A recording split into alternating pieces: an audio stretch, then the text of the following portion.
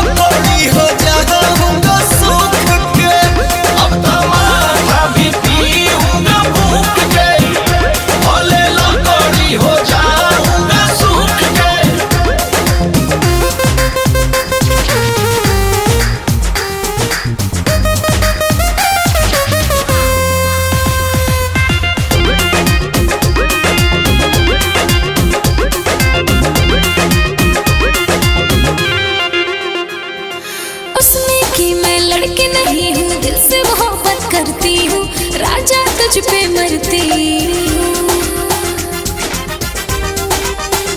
हमरा लाइफ में बहुत मौत हो गया, इस पतियों से मुझे नफरत हो गया।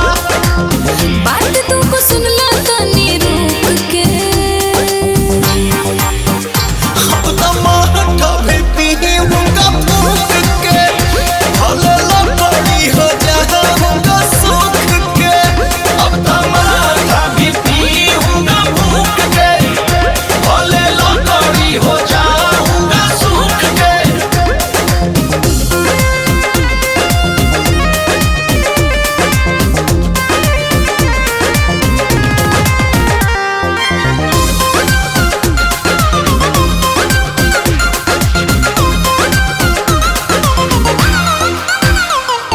प्यार में छोटी मोटी गलती लड़कियों से होती है, मगर अकेले में रोती है।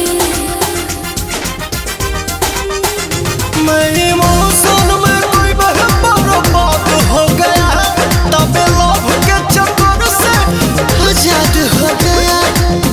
अपन राजा पूछा हमरा दुख के, अब तो माथा भी पी होगा फूक के, भले लकड़ी हो जाऊंगा सूख के। अब तो माथा भी पी होगा फूक के, भले लकड़ी हो जाऊंगा सूख के। Presented by Adi Shakti Films.